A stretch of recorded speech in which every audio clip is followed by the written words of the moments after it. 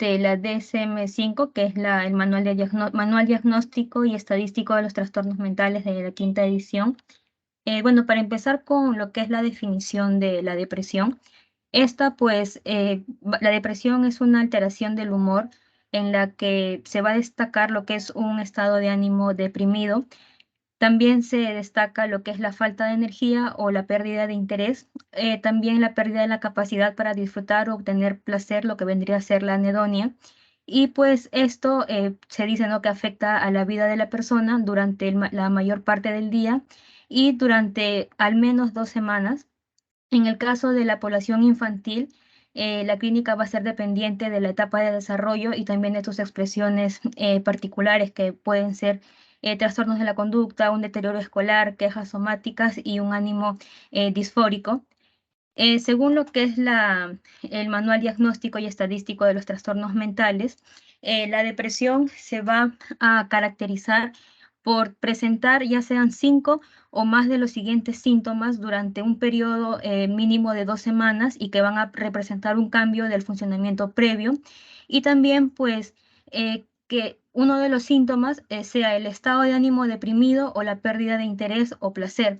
Entonces, dentro de los síntomas que se tiene, que se dice que debería presentar, es el estado de ánimo deprimido la mayor parte del día, que sea casi todos los días, y pues según se desprende lo que se dice que es una información subjetiva, por ejemplo, de que el paciente indique que se siente triste, que se siente vacío, que no tiene esperanzas.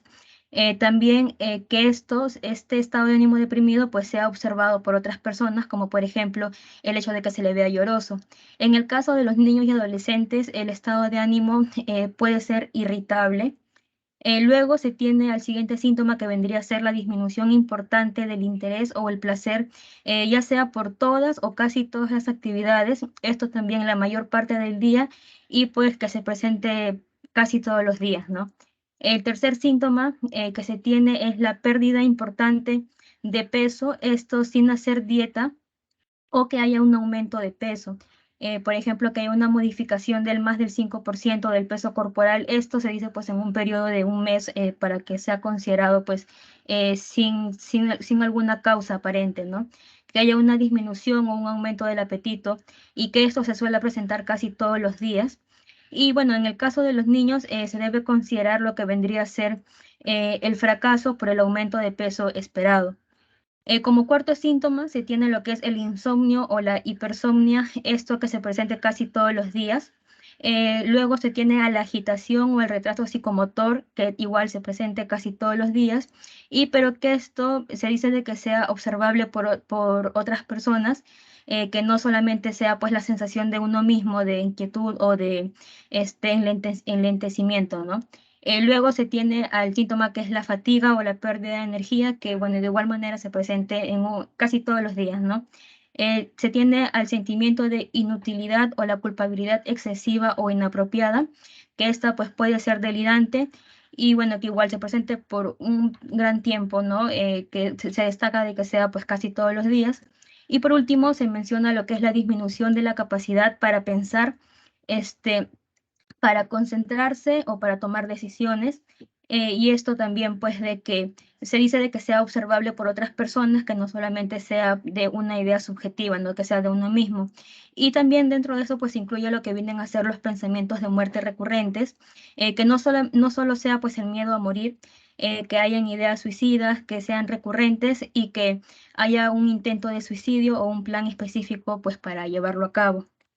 Luego se tiene, según todavía lo que es la DSM-5, se dice, ¿no?, que se va a caracterizar la depresión porque los síntomas van a causar un malestar que sea clínicamente significativo o que haya un deterioro, ya sea en lo social, laboral o en otras áreas importantes del funcionamiento, que el episodio no se pueda atribuir a efectos fisiológicos de una sustancia o de alguna afección médica. eh, que el episodio de depresión mayor se dice después de que no se va a explicar mejor por un trastorno afectivo, por esquizofrenia o un trastorno esquizofreniforme, un trastorno delirante o algún otro trastorno que sea especificado o no especificado del espectro de la esquizofrenia y otros trastornos psicóticos. Y por último, pues se dice de que nunca haya habido un episodio maníaco o hipomaníaco. Pasando con lo que es la epidemiología de la depresión, esta pues la prevalencia se dice que se va a situar entre un 5 a un 10% de la población adulta, siendo de estos pues en las mujeres se presentan en un 10 a un 15% y en el caso de los hombres se va a presentar en un 5 a un 12%. Se dice de que la prevalencia de la depresión va a ir aumentando en el grupo de pacientes que tengan alguna patología física y en personas mayores en este caso, pues la depresión se va a encontrar aproximadamente en un 15% de la población. Y pues del mismo modo, pues se dice que de este 15%, o sea, hay un 15% de que ha padecido depresión en algún momento de su vida. Y bueno, la edad promedio en la que se va a presentar la depresión se dice que es entre los 35 a los 45 años. Y pues el suicidio se va a presentar en un 3 a un 4% de lo que vendrían a ser los trastornos depresivos mayores. Se va a tener ciertos factores de riesgo para lo que es la depresión. Se tiene en primer lugar a lo que es el sexo, ya que la relación de hombres y mujeres pues es de un hombre cada 2 o 3 mujeres, y se dice que van a estar entre los 2 y los 55 años, pero de que pasado ese intervalo de edad se va a ir igualando, ¿no? Lo que vendría a ser la presentación de la depresión. Como segundo factor se menciona lo que es la edad. Se dice que va a existir una mayor incidencia de sintomatología depresiva en los adultos jóvenes, principalmente en aquellos que estén entre los 18 a los 44 años. Y bueno, pues según la edad van a existir diferencias respecto a lo que vendrían a ser síntomas predominantes, como por ejemplo, pues en los niños es más frecuente de que se presenten quejas somáticas, también que se presente una irritabilidad o el aislamiento social. En el caso de los adolescentes se menciona que pueden haber trastornos disociales, trastornos de la conducta alimentaria y también lo que vendría a ser el abuso de sustancias. Y en el caso de los ancianos, de los adultos mayores, pues se pueden presentar lo que vienen a ser quejas somáticas y síntomas cognitivos, como por ejemplo lo que vendría a ser una sensación de pérdida de memoria o la falta de atención. Como tercer factor, se tiene a los factores genéticos, pues se dice de que está demostrado, ¿no?, que los familiares de primer grado van a presentar una mayor probabilidad de padecer un cuadro depresivo. Luego se tienen los acontecimientos vitales. Esto básicamente pues van a ser aquellos eventos que van a requerir algún tipo de cambio respecto al ajuste habitual del individuo y pues que esas experiencias son objetivas y van a alterar las actividades que son comúnmente realizadas por el individuo, y se dice pues que esto va a causar un reajuste en lo que vendría a ser la conducta. Luego se tienen a los factores sociales. En este caso pues se dice, ¿no?, de que los factores sociales predisponentes van a ser aquellos que van a incrementar la vulnerabilidad de ciertas personas a lo que vendría a ser el desarrollo de los trastornos psiquiátricos, como por ejemplo, pues experiencias de deprivación psicosensorial, también que hayan experiencias de abusos o explotación extrema. Esto pues se dice de que incrementa la vulnerabilidad para padecer lo que es la depresión. Luego, como último factor, se tienen a los factores psicológicos, perdón. Estas, pues, se dice de que en etapas tempranas del desarrollo hay más vulnerabilidad de padecer lo que es la depresión. Luego, pasando a factores etiológicos, bueno, se consideran factores biológicos igual a los factores genéticos, como se mencionaba, los familiares de primer grado que van a presentar, tienen una mayor probabilidad de padecer la depresión. Luego se tienen a factores neuroquímicos. En este caso, pues se destaca lo que es los neurotransmisores a la noradrenalina y a la serotonina, que se está relacionado con lo que vendría a ser el desarrollo de la depresión. Por ejemplo, en el caso de la noradrenalina, se ha encontrado lo que es una disminución del metabolito, de un metabolito de la noradrenalina, que esto se ha encontrado en sangre y en orina de pacientes que, bueno, son diagnosticados con depresión. En el caso de la serotonina, pues se ha encontrado lo que es una disminución de los puntos de recaptación de serotonina. Esto en pacientes pues que son diagnosticados con depresión. Y también se menciona lo que vendría a ser la depresión de dopamina, que también se dice que aumenta el riesgo de padecer lo que es la depresión. Bueno, como factores endocrinos, pues también se han visto implicados, dentro de ellos, pues lo que vendría a ser la alteración de la secreción de la hormona de crecimiento, una hipersecreción de cortisol, una hiperplasia hipofisiaria y también suprarrenal, y alteraciones en el eje hipotálamo hipofisiario, bueno, tiroideo, ¿no? Y en factores, con respecto a los factores fisiológicos, pues se han observado alteraciones del ritmo circadiano y del ritmo del sueño. Y por último, factores anatómicos, pues se dice lo que con el avance de estudios de neuroimagen estructural y funcional se han desarrollado alteraciones en el sistema límbico y también en los ganglios de la base y en el hipotálamo. Con respecto, se va a hacer una clasificación en función a la etiología de lo que es la depresión. Se clasifica en tres grupos, lo que es la depresión endógena, la depresión psicógena y la orgánica. Con respecto a la depresión endógena, esta pues se dice que es aquella que la causa no se va a conocer, pero se considera que va a estar ligada a una predisposición constitucional biológica. En el caso de la psicógena, pues va a estar asociada a la personalidad o pues va a ser se relaciona con acontecimientos vitales. Y la orgánica se dice que es secundaria a fármacos o también secundarias a alguna enfermedad médica, que ya se tenga con un diagnóstico previo. Por ejemplo, ¿no? En el caso de algún paciente que desarrolle o que se le diga de que tiene un diagnóstico de cáncer y que en base a ese diagnóstico, pues el paciente desarrolle una depresión, se dice que va a tener una depresión psicógena.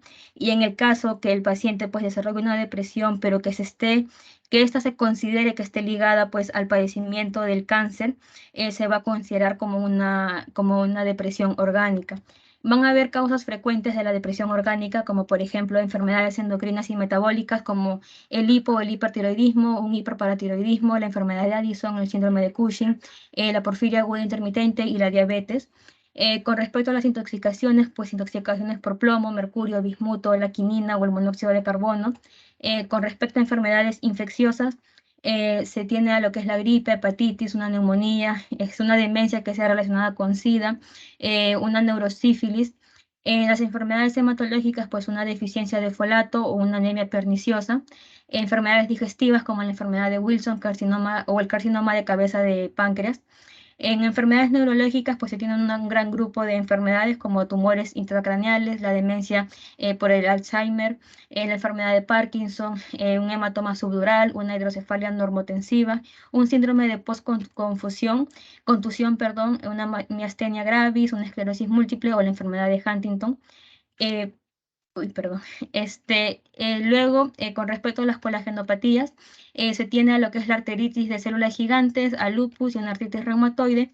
Y con respecto a los fármacos, eh, se va a tener a los antihipertensivos y a los cardiovasculares, como el metildopa o los betabloqueantes, en el caso de los esteroides como la corticotropina o, bueno, los corticoides. Los fármacos neurológicos o psicofármacos, pues se tiene la levodopa, la carbamazepina, a la fenitoína, que no para la enfermedad de Parkinson o para las convulsiones. En el caso de los antiinflamatorios, pues a la indometacina, al ibuprofeno, a la fenacetina. En el caso de antibióticos o antifúngicos, se menciona lo que es el metronidazol y al clotrimazol. Y en el caso de los antineoplásicos, pues a la vincristina. Con respecto a la clasificación de lo que vendría a ser la depresión, bueno, en la quinta edición del Manual Diagnóstico y Estadístico de los Trastornos Mentales, se van a clasificar algunos tipos de lo que vendrían a ser la depresión. Se clasifican como trastornos y esto, pues, según los síntomas específicos que se van a presentar en cada tipo. Por ejemplo, en el trastorno depresivo mayor, este es el que se denomina comúnmente como depresión. Y en este caso, pues los pacientes van a tener un aspecto triste, con ojos llorosos, van a tener el ceño fruncido, comisuras de la boca va a estar orientada hacia abajo, va a tener una postura decaída, un escaso contacto visual, una ausencia de expresión facial, van a haber pocos movimientos corporales y van a haber también cambios en el habla. Por ejemplo, se dice, ¿no?, que puede emplear una voz baja o el uso de monosílabos nada más. Por estas características, este trastorno puede confundirse con lo que es una enfermedad de Parkinson, para eso se tiene que hacer un correcto diagnóstico, ya de eso van a hablar más adelante. Y bueno, con respecto a lo que es el trastorno depresivo mayor, pues en algunos pacientes se dice que el estado de ánimo depresivo es tan profundo que eh, eh, los pacientes no lo suelen decir como que se les acaban las lágrimas o que son incapaces de sufrir las emociones habituales y pues básicamente se dice, ¿no? De que sienten que el mundo se ha vuelto apagado, oscuro. Eso es como que característico para poder reconocer un trastorno depresivo mayor. Y también en algunos pacientes pues que presenten este trastorno se dice que van a descuidar su imagen personal, o incluso pues en el caso que tuviesen mascotas las descuidan, también a sus hijos o a seres queridos. Luego, en esta clasificación también se tiene lo que es el trastorno depresivo persistente. A este es el que se le denomina como distimia. Este tipo de trastorno básicamente se dice que los síntomas depresivos persisten y van a durar un periodo que sea mayor o igual a 2 años.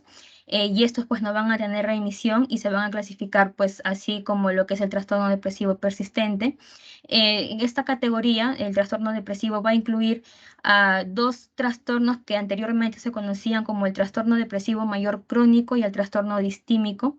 Y bueno, con respecto al trastorno depresivo persistente, pues el inicio de los síntomas es durante la adolescencia y pues es de forma insidiosa. En este caso, los pacientes pues van a presentarse como negativos, pesimistas, no tienen sentido del humor, son pasivos, obnubilados, introvertidos, son hipercríticos con respecto a sí mismos y también con las demás personas, son quejumbrosos. Y bueno, los pacientes que presentan este trastorno depresivo persistente son más propensos a lo que es desarrollar un trastorno de ansiedad, un trastorno por abuso de sustancias o un trastorno de personalidad como vendría a ser el trastorno de personalidad limítrofe. Y bueno, por último, se tiene lo que es el trastorno depresivo especificado o no especificado. Aquí básicamente se va a tener a los conjuntos de síntomas que tienen características de un trastorno depresivo, pero no van a cumplir con todos los criterios para que sean catalogados como un trastorno depresivo. Estos síntomas van a causar igual un malestar clínico significativo o un deterioro en el funcionamiento. Y bueno, con respecto a a esta clasificación, los pacientes van a presentar pues disforia con 4 o más síntomas depresivos y estos suelen durar menos de 2 semanas. Esto en personas que nunca han padecido, nunca han cumplido con criterios de un trastorno del ánimo, como por ejemplo un trastorno de depresión breve que sea recurrente. Y bueno, se van a tener ciertos especificadores, ya sea tanto la depresión mayor como el trastorno depresivo persistente, van a incluir uno o más de esos especificadores y van a describir manifestaciones adicionales, esto durante el episodio depresivo. Por ejemplo, se tiene a la angustia con ansiedad, que en este caso los pacientes pues se van a sentir tensos, también se dice que van a estar inquietos y van a tener una dificultad para concentrarse y estos pues se van a preocupar o tienen un miedo de que algo terrible pueda suceder, y también pues que puedan perder el control de sí mismos. Luego se tienen aquellas características mixtas, en este caso pues los pacientes van a tener 3 o más síntomas, ya sean maníacos o hipomaníacos, como por ejemplo un estado de ánimo que sea elevado, una mayor locuacidad en lo que es de lo habitual, que haya fuga de ideas, una disminución del sueño. Luego se tiene la melancolía, en este caso pues los pacientes se dicen, ¿no?, que han perdido el placer en casi todas las actividades o no van a responder a estímulos que por lo general suelen ser placenteros. Con respecto a lo atípico, pues el estado de ánimo de los pacientes va a mejorar temporalmente, esto en acontecimientos que son positivos, y se dice de que, o sea, por ejemplo, para lo que es el especificador atípico, mejoraría cuando, en el caso de las personas mayores, cuando haya algún tipo de visita de los hijos o de los nietos. Luego se tiene a lo que es el especificador psicótico. En este caso, pues los pacientes van a tener delirios o alucinaciones, pueden presentar ideas delirantes, que por lo general se relaciona, bueno, ellos lo relacionan, ¿no?, al haber cometido algún pecado o algún crimen que se dice que es imperdonable. Luego se tiene Con respecto a lo psicótico, también pues pueden presentar alucinaciones, ya sean de tipo visual o de tipo auditivo, y pues en este caso es necesario hacer un correcto diagnóstico en el caso pues de la esquizofrenia, por ejemplo. Con respecto al especificador, lo que es catatónica, pues los pacientes van a presentar un retraso psicomotor intenso y por ejemplo, pueden participar excesivamente en alguna actividad sin sentido, o también pues pueden imitar el habla o el movimiento de algunas otras personas, o en sí un movimiento pueden repetirlo constantemente. Con respecto al inicio periparto, pues, bueno, el inicio va a ser durante el embarazo o dentro de las 4 semanas posteriores al parto, y en estas pues pueden identificarse características psicóticas. Y bueno, por último, se tiene a lo que es el periodo estacional. En este caso, pues los episodios van a ocurrir en un momento determinado del año y es con mayor frecuencia en otoño o en invierno. Y bueno, eso sería todo. Mi compañero va a continuar con el diagnóstico, el tratamiento. Gracias. Ya, muchas gracias. Un momento para compartir.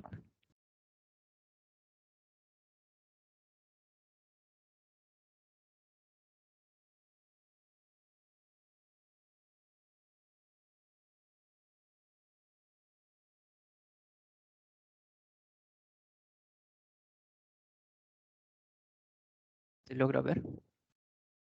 Sí, Ya, ahora sí.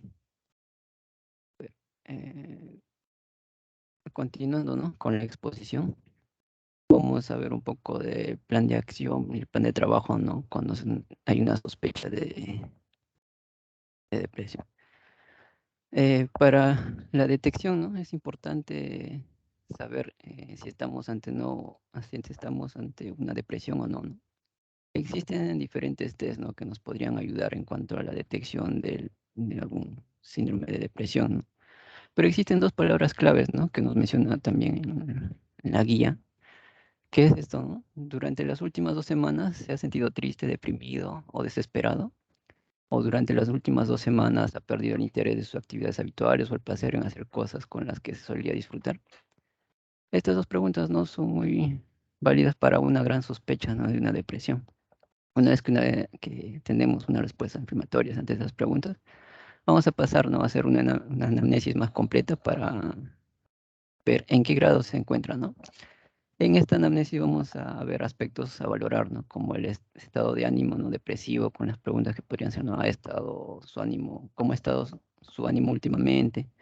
O una adenonia, ¿no?, ha perdido el interés en sus actividades habituales, o una pérdida de energía, se siente con menos energía, cambios de peso o de apetito, aumento o descanso en la actividad psicomotora, ¿no? Se ha sentido inquieto, intranquilo, como si no pudiera estarse quieto. Pérdida de concentración, ¿no? Problemas de concentración, tal vez en tomar decisiones, sentimiento de culpa o de inutilidad. Se siente culpable o se ha culpabilizado por las cosas, ¿no? Alteración del sueño, no ha dormido últimamente, cómo compara su sueño normal. Ideaciones suicidas, ¿no? En estas vamos a ver, ¿no?, que tiene esa predisposición al suicidio, ¿no? A veces lo planea, ¿no? Siente que no puede vivir o que no merece vivir, ¿no? Ha sentido que no merece la pena vivir o que estaría mejor muerto, ¿no?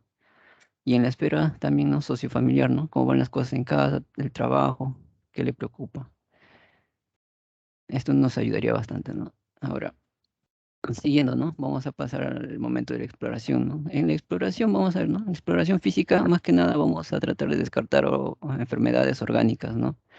Una exploración neurológica para descartar si hay una focalidad, ¿no? Como se ha mencionado mi compañera, ¿no?, la etiología, ¿no? Puede haber síntomas neuronales que sean de causa orgánica, ¿no? Exploración social, ¿no? Vamos a ver la situación familiar, cómo se encuentra en casa, ¿no? El apoyo, la red de apoyo social con que cuenta el paciente, la situación económica, vivienda, recursos familiares, que nos va a servir bastante, ¿no? Puede estar un desencadenante ahí. Situación laboral, ocupacional o estrategias personales de afrontamiento, ¿no? Vamos a ver cómo está ese afrontamiento de la persona. Dentro de las exploraciones complementarias vamos a ver, ¿no?, para descartar algún proceso orgánico, ¿no? Hemograma, fórmula de recuento de electrolitos, el perfil hepático, función tiroidea, B12 o los folatos, ¿no? Que también pueden desencadenar depresión. Dentro de los criterios diagnósticos, hemos visto, ¿no? Eh, de acuerdo al DSM-5, clasifican en varias, ¿no? Y tenemos los criterios diagnósticos por cada una de los inmersos en la depresión. Tenemos el trastorno de depresión mayor, que esto va a ser un poco tratado mejor más adelante porque también se da en niños, ¿no? Pero dentro de los principales criterios vamos a ver un estado de ánimo deprimido, disminución importante de interés o placer, pérdida importante de peso sin hacer dieta, insomnio, hipersomnia, agitación o retraso psicomotor, fatiga o pérdida de energía, sentimiento de inutilidad, disminución de la capacidad para pensar, pensamientos de muerte recurrentes, ¿no? En la siguiente, trastorno depresivo de persistencia o la famosa distimia, ¿no? Que también se presenta en niños, que va a ser tratado un poco más extensamente por mi compañero. Pero a mencionar, ¿no? Se presentan, ¿no? Poco apetito, insomnio, poca energía, fatiga, bajo autoestima, falta de concentración y sentimiento de desesperanza. Y el trastorno de regulación destructiva del estado de ánimo, que generalmente se da, ¿no? en niños, ¿no? Y esto como que va a ser un poco más desarrollado por mi compañero. El trastorno disfórico premenstrual ya se presenta más en las personas mayores, ¿no? Como dicen, ¿no? En la mayoría de los ciclos menstruales va a haber al menos 5 síntomas de estar presentes, ¿no? Tanto del B como del C. En las últimas semanas antes del inicio de la menstruación, estas pueden mejorar con el inicio de los síntomas y se mejoran después, ¿no? En los B tenemos, ¿no? Uno o más de los siguientes síntomas debe presentarse, ¿no? La habilidad infectiva intensa, irritabilidad intensa o enfado aumento ante los conflictos interpersonales, estado de ánimo intensamente deprimido, sentimientos de desesperanza o ideas de autodesprecio, ¿no? Ansiedad, tensión o sensación intensa de estar excitado con los nervios de punta, ¿no? En el C vamos a ver uno más de los síntomas siguientes de presentarse y sumado, ¿no? Con los del criterio B tienen que ir más a 5, ¿no? Entre estos tenemos, ¿no? Disminución de interés por las actividades habituales, dificultad subjetiva de concentración, letargo, fatigabilidad fácil o intensa, falta de energía, cambio importante el apetito, sobre alimentación o anhelo de alimentación específicos, hipersomnia, insomnia, sensación de estar agobiada o sin control, síntomas físicos, ¿no? Dolor, tumefacción mamaria, dolor articular o muscular, hinchazón o aumento de peso, ¿no? En los de vamos a ver que los síntomas se van a asociar a malestar clínico significativo o interferencia del trabajo, la escuela, las actividades sociales, ¿no? En el E, la alteración no es simplemente una exacerbación de los síntomas de otros trastornos. Hay que tener en cuenta si existen otros trastornos, ¿no?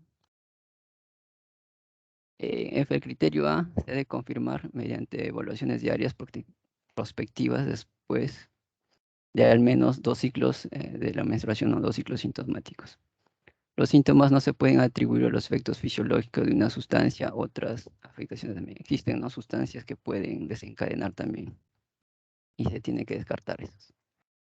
En el trastorno depresivo inducido por sustancias o medicamentos, ¿no? Va a haber una alteración importante y persistente del estado de ánimo que predomina en el cuadro, ¿no? En la B, ¿no? Vamos a ver que existen pruebas a partir de historia clínica, la exploración en los laboratorios, ¿no? Serían las siguientes. En uno, síntomas del criterio A, desarrollados durante o poco después de la intoxicación o abstinencia de alguna sustancia, o tal vez después de una exposición a un medicamento, ¿no? En el 2 vamos a ver la sustancia o medicamento que ha sido implicado puede producir los síntomas del criterio A. En el C, el trastorno se explica mejor por un trastorno depresivo, no inducido por una sustancia o medicamento. No hay mejor explicación, ¿no? O sea, en el D, vamos a ver, el trastorno no se produce exclusivamente durante el curso de un síndrome confusional. Se suele confundir con esos también, ¿no? Con el síndrome confusional y tenemos que descartar.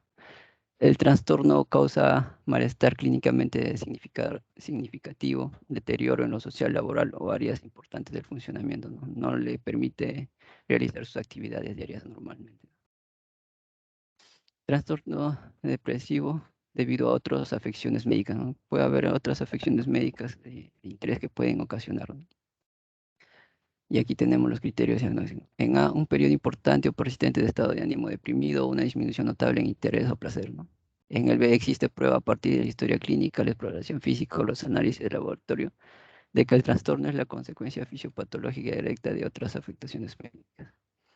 En la C, la alteración no se explica mejor por otro trastorno. En la D, vamos a ver que el trastorno no se produce exclusivamente durante el curso de un síndrome confusional y el trastorno causa malestar clínicamente significativo o deterioro en lo social, laboral u otras áreas importantes del funcionamiento. Ese, bueno, entre los criterios, ¿no? Es un resumen de lo que nos dice los criterios del DSM-5. Lo he tratado de agrupar así por trastornos, ¿no? Y bueno, también existen, ¿no? Algunos diagnósticos diferenciales al cual nos vamos a enfrentar en una depresión, ¿no? Entre los trastornos más resaltantes vamos a ver, ¿no? Trastornos adaptativos, los cuales vamos a tener una diferencia, ¿no? El acontecimiento va a ser estresante, va a haber una recuperación en este caso tras el estrés, ¿no? Pocas veces, o sea, no dura más de dos meses, ¿no? En el que la depresión tiene que durar entre 6 hasta 12 meses, ¿no? Para ser diagnosticada. Por ejemplo, pues se cambió, separaciones, jubilaciones, ¿no? En el duelo se va a dar tras una pérdida de un ser querido y persiste menos de 2 meses, ¿no? La demencia, vamos a ver como diferencia, ¿no? La desorientación, presencia de síntomas cognitivos, ¿no? Podríamos usar ahí el mini mental test también, ¿no? Trastorno bipolar, acá, ¿no? Vamos a ver episodios maníacos o hipomaníacos, ¿no? Cursan, ¿no? Con esos cuadros en trastornos bipolares. Va a haber un deterioro lateral y síntomas psicóticos, ¿no? En la tristeza, ¿no? Sentimiento proporcional a una causa desencadenante, ¿no? Y también cumple, ¿no? Y no se cumple con la duración o intensidad con la que se presenta la depresión, ¿no? También tenemos la ansiedad, un estado de ánimo centrado en el futuro, hipervigilantes, en ritmo circadiano, insomnio, sueños angustiosos. Esto se da, por ejemplo, ¿no? Trastornos de ansiedad generalizada, temores, preocupaciones, lo cual tenemos que descartar, ¿no? Que se trata de una depresión también. Dentro del tratamiento, como primera elección, vamos a ver, ¿no? Información al paciente y educación hacia sus familiares, ¿no? Porque van a ser el apoyo de esta persona. La familia es el ente más cercano para su recuperación también, ¿no? También como segunda línea podemos empezar, ¿no? Con los tratamientos farmacológicos. Para la elección de estos tratamientos farmacológicos tenemos que ver ciertas pautas, ¿no? La elección de antidepresivo, ¿no? Primero vamos a ver, ¿no? La eficacia demostrada en un episodio anterior. Tenemos que ver, ¿no? Si la paciente ya ha tomado anteriormente algún medicamento antidepresivo y si le ha resultado bien, tenemos que continuar con esa medicación, ¿no? Hasta que se mejore. Perfil de efectos secundarios y toxicidad, ¿no? Algunos medicamentos llegan a ser muy tóxicos para el paciente, ¿no? O los efectos secundarios un poco tolerables, como se menciona, ¿no? Los antidepresivos tricíclicos que suelen ser los peores tolerados, ¿no? Gracias a los efectos secundarios. También vamos a ver, ¿no? La elección del mecanismo de acción predominante, ¿no? Podría darse pues a nivel serotoninérgico, a nivel noradrenérgico, ¿no? Características del episodio depresivo actual, ¿no? Vamos a ver si es agudo, grave o crónico, ¿no? Las comorbilidades psiquiátricas, si este paciente ya tiene algunas patologías psiquiátricas ya que vienen, ¿no? Las comorbilidades médicas y también la edad, no se va a tratar a un niño y a una persona adulta de la misma manera, ¿no? Hay que ver en cuanto a esos puntos. Entre los fármacos para los trastornos tenemos varios, ¿no? Acá tenemos, ¿no? Un cuadro resumen. Por ejemplo, tenemos a los inhibidores selectivos de la recaptación de la serotonina, ¿no? Como tenemos, ¿no? Famosa sertralina, que suele ser más usada, fluoxamina, fluoxetina. También los inhibidores de la recaptación antagonista de la serotonina, ¿no? Los IRAs, la trazadona, inhibidores de la recaptación de serotonina y noradrenalina y RNS, ¿no? venlafaxina, duloxetina. En los antidepresivos noradrenérgicos y serotoninérgicos específicos como la mirtazapina, ¿no? Inhibidores no selectivos de la recaptación de monoaminas, ¿no? Antidepresivos tricíclicos, ¿no? Aquí suelen ser los que son más efectivos, ¿no? Pero también dan efectos secundarios y no tolerables, ¿no? Cloripimida, amitriptilina, imipramida. Los inhibidores no selectivos de la recaptación de monoaminas, ¿no? Los antidepresivos cuatricíclicos, ¿no? La maprotilina, miasterina. Y como último, es inhibidores selectivos de la recaptación de noradrenalina, ¿no? Como reboxetina.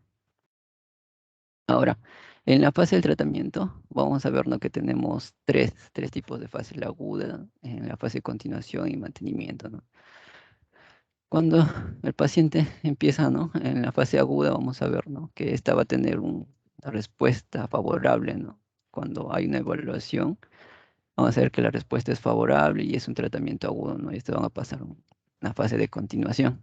Y si esta tiene unas complicaciones, podríamos decir, ¿no? Que hay una resistencia al tratamiento, ¿no? Un caso de resistencia. Luego vamos a ver cómo se trata un caso de resistencia. Al pasar a la fase de continuación, el paciente con la medicación va a tener una remisión, ¿no? Y el tratamiento debe continuar, ¿no? Para que pase al siguiente, ¿no? A la fase de mantenimiento. Si es que hay alguna complicación, va a haber una recaída, ¿no? Se trata de nuevo, entrando a la fase aguda, se puede cambiar de, de medicamento, o ver, ¿no? ¿Qué ha pasado? Tal vez incumplimiento. Se puede ver muchas causas. En la fase de mantenimiento vamos a ver que hay una recuperación, ¿no? Y ya en este paciente vamos a ver cómo retiramos, ¿no? El tratamiento de manera paulatina, ¿no? Para que siga sin ya la medicación. También si es que hay algunas complicaciones va a haber una recurrencia, ¿no? O va a entrar a la fase aguda o va a querer un tratamiento de mantenimiento, ¿no? Generalmente cuando ya hay estos casos el paciente ya es medicado por una medicación larga o hasta de por vida, ¿no? Para que no vuelva a recurrir esos cuadros. Cuando hay un caso de resistencia, ¿no? Podemos evaluar, ¿no? Eh, tres puntos: sustitución, combinación o una potenciación de medicamentos, ¿no?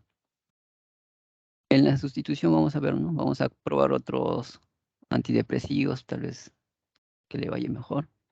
O podemos hacer una combinación, ¿no? Distintos entre los que más se mencionan, ¿no? Los ISRL, que son los inhibidores selectivos de la recaptación de serotonina. Lo podemos mezclar, ¿no? Con venlafaxina, mirtazapina, los tricíclicos, cuatricíclicos, ¿no? O también la venlafaxina, ¿no? Que podríamos combinar con mirtazapina, los antidepresivos tricíclicos.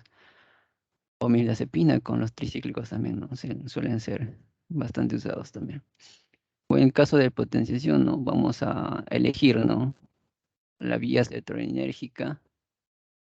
Vamos a medicarle con litio o oxitriptán para que mejore, ¿no? O si hemos elegido la vía noradrenérgica, también se puede dar triiodotironina o metilfenidato para que mejore, ¿no? Para que sea, como dicen, aumenten la potencia de esto. También vamos a ver tratamientos psicológicos y sociales, ¿no? En el tratamiento psicológico bueno, se relata, ¿no? Que hay tratamientos psicoterapéuticos que han sido muy buenos, ¿no? Que ayudan, ¿no? En estos vamos a ver, ¿no? Que se va a dar un entrenamiento en solución de problemas al paciente, ¿no? Como que es una ayuda, ¿no? Bastante. Terapia cognitiva conductual se menciona, ¿no? Para los casos agudos o leves. Ha funcionado bastante, ¿no? Inclusive se compara con la medicación, ¿no? Que ayuda bastante. Terapia interpersonal o terapia de apoyo o consejo, ¿no? Que suele ser bastante beneficioso para el paciente. También vamos a ver, ¿no? Que la intervención social es muy importante, ¿no? Que nos va a ayudar, ¿no? Un estudio y valoración completa social, ¿no? A nivel individual, familiar o social, ¿no? El diagnóstico social como aportación, ¿no? Para el diagnóstico global podemos aquí encontrar, ¿no? Desencadenantes sociales. Tratamiento social, individual y familiar, ¿no? Se tiene que ver a ambas esferas, ¿no? A lo individual y a la familia. Atención social a nivel grupal, ¿no? Esto es en ciertos grupos, ¿no? Como por mencionar, ¿no? Sería las mujeres en climaterio, ¿no? Se necesita atención social a nivel grupal en esos casos. Dentro de los pronósticos, ¿no?, que podríamos esperar, se menciona, ¿no?, un episodio no tratado suele durar entre 6 a 12 meses, ¿no?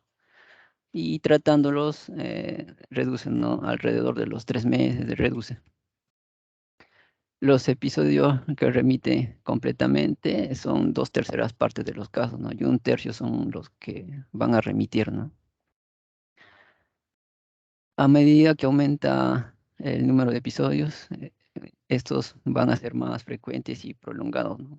Como se menciona en algunos estudios, ¿no? Aquí, ¿no?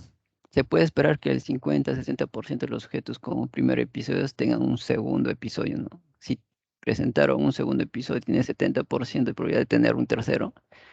Y si tuvieron un tercer episodio, un 90% de tener un cuarto episodio, ¿no? Ya. Criterios de derivación, ¿no? Cuando debe ser derivado hacia un especialista, ¿no? Generalmente depresión puede ser tratado, ¿no?, a nivel de postas, tal vez, ¿no? Pero hay ciertos criterios para una derivación, ¿no? Incertidumbre diagnóstica o terapéutica, ¿no? Cuando no se pueden, tienes dudas en cuanto al diagnóstico o la medicación no ha sido efectiva, ¿no? Gravedad del episodio, ¿no? Ideación autolítica, estructurada o síntomas melancólicos, ¿no? Si es que hay una depresión bipolar, ¿no? Suelen ser difíciles de tratar. Resistencia al tratamiento, hay recaídas, recurrencia a pesar del tratamiento de mantenimiento, indicación de tratamiento psicológico. Bueno, eso sería todo conmigo. Muy bien. Doctor, buenas tardes. Sigo yo. Voy a Ah, compartir pantalla. está bien. Bueno, continuando con la exposición, vamos a hablar sobre los tipos, ¿no?, de depresión. De depresión vamos a tocar unos 3 más o menos de la guía. Comenzando con el trastorno de desregulación disruptiva del estado de ánimo, vamos a tener pues los criterios que ya los ha mencionado mi compañero. Luego, bueno, vamos a hablar sobre las características diagnósticas. Aquí, pues, el rasgo central de este trastorno va a ser lo que es la irritabilidad crónica. Esta va a ser crónica, grave y persistente. Esta irritabilidad va a tener 2 manifestaciones clínicas relevantes. Em, Dentro, pues, de la primera va a ser lo que son los accesos de cólera frecuentes y, pues, estos accesos van a ocurrir típicamente en respuestas a la frustración, ¿no? Y pueden ser, verbales o conductuales. También deben ocurrir estos frecuentemente en al menos, 1 año y en al menos, en 2 ambientes, ¿no? Como por ejemplo en la casa o en el colegio. Y también debe ser inapropiados para lo que es el grado del desarrollo. Y la segunda manifestación vendría a ser, la segunda manifestación de irritabilidad grave consiste en lo que es, un estado de ánimo persistente, persistentemente irritable, o lo que viene a ser el enfado crónico, entre, pues, los graves accesos de cólera, ¿no?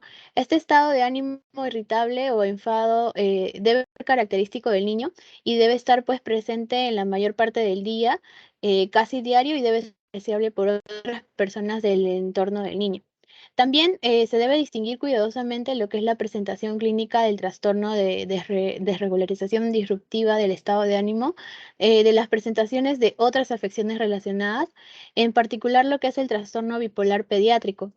Este trastorno de desregularización disruptiva del estado de ánimo se añadió en la guía del DSM-5 para poder abordar las grandes dudas sobre la inapropiada clasificación y el tratamiento de los niños que presentaban la irritabilidad crónica persistente frente a los niños que presentan el trastorno bipolar pediátrico.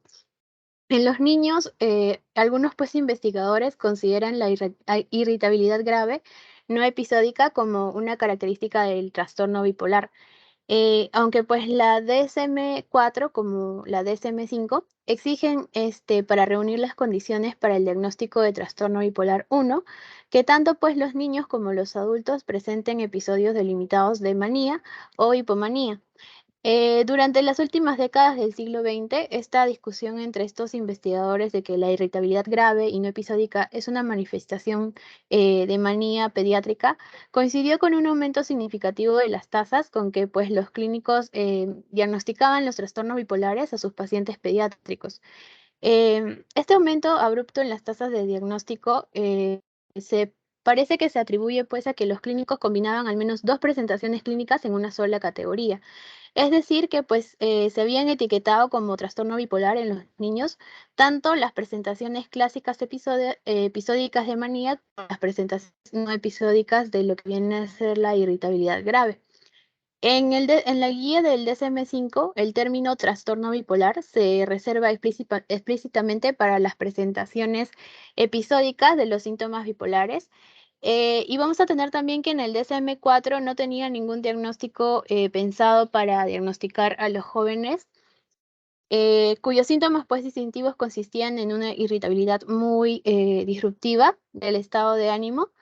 Em, Mientras pues que en la guía del DSM-5, con lo que viene a ser la inclusión del trastorno de desregulación disruptiva del estado de ánimo, ha aportado una categoría diferente para estas presentaciones. Ahora, pasando a lo que es la prevalencia de este trastorno, es frecuente entre los niños que van a acudir a las consultas de salud mental infantil. La estimación de la prevalencia de este trastorno en la comunidad no está clara del todo, basándose pues en las tasas de irritabilidad grave, persistente y crónica, que es el rasgo principal de este trastorno.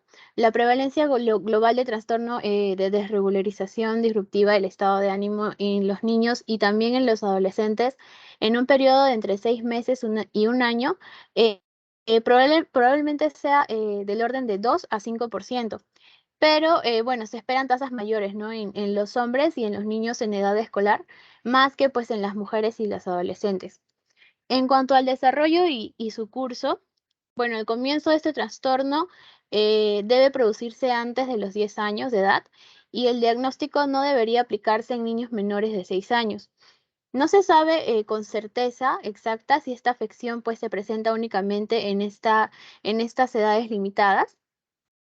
Y como es probable pues, que los síntomas del trastorno de desregulación disruptiva del estado de ánimo cambien al madurar el niño, el uso de este diagnóstico pues, debería restringir los grupos de edad, ¿no? Similares a aquellos en que pues, se ha establecido su validez, por ejemplo, de 7 a 18 años. Vamos a tener también que aproximadamente la mitad de los niños con irritabilidad grave crónica tendrá pues una presentación que va a continuar cumpliendo los criterios para el trastorno un año después y las tasas de conversión de irritabilidad grave no episódica en trastorno bipolar van a ser muy bajas. Sin embargo, pues los niños con lo que viene a ser la irritabilidad crónica tienen un mayor riesgo de desarrollar trastornos depresivos unipolares y trastornos de ansiedad en lo que viene a ser la edad adulta. Pasando a los factores de riesgo y al pronóstico, bueno, vamos a tener a los factores de riesgo temperamentales. Aquí, pues, los niños con irritabilidad crónica normalmente presentan historias psiquiátricas complicadas. Estos niños son frecuentes, los antecedentes, perdón, son frecuentes amplios de lo que viene a ser su irritabilidad crónica, que pues se manifiesta característicamente antes de que se cumplan todos los criterios de trastorno.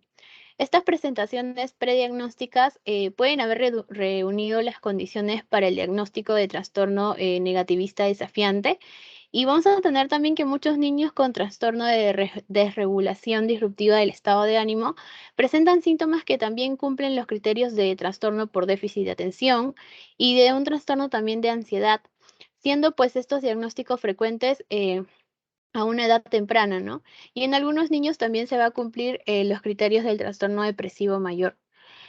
Otro factor de riesgo, vamos a tener a los genéticos y a los fisiológicos.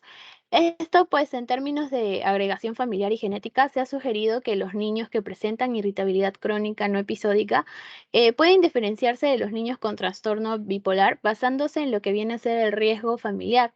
Sin embargo, pues estos dos grupos no van a diferir en lo que son las tasas familiares de trastornos de ansiedad, trastornos depresivos unipolares o el abuso de sustancias. En comparación, pues, con los niños con trastorno bipolar infantil o con otras enfermedades mentales. En cuanto al riesgo de suicidio, bueno, al evaluar a estos niños con irritabilidad crónica en el trastorno de desregulación disruptiva del estado de ánimo, se deberían tener pues en cuenta los datos científicos, ¿no? Que documentan la conducta suicida y la agresividad, así también como otras consecuencias funcionales graves.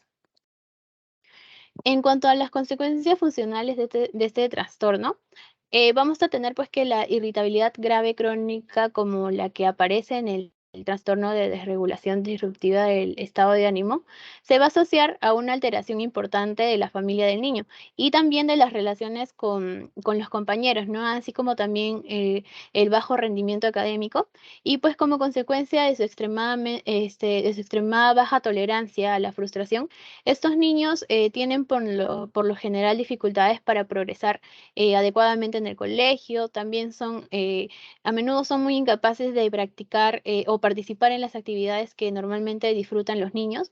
Su vida familiar se altera gravemente a causa de estas crisis y a causa también de su irritabilidad. Y también tienen problemas para hacer o conservar amigos. En cuanto a la comorbilidad, las tasas de comorbilidad del trastorno de desregulación disruptiva del estado de ánimo van a ser extremadamente altas. Va a ser raro encontrar pacientes cuyos síntomas cumplan únicamente los criterios de este trastorno. Además que también los síndromes definidos en la guía del DSM-4 parecen ser mayor pues que en este trastorno que en otras enfermedades mentales infantiles.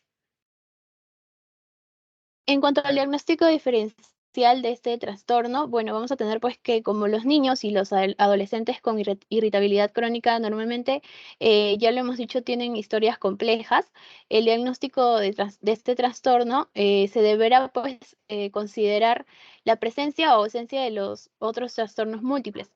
A pesar también de la necesidad de considerar otros síndromes, se va a requerir una evaluación minuciosa para diferenciar entre este trastorno y entre los trastornos bipolar y el trastorno negativista desafiante. Entonces, pues vamos a tener los trastornos bipolares como diagnóstico diferencial.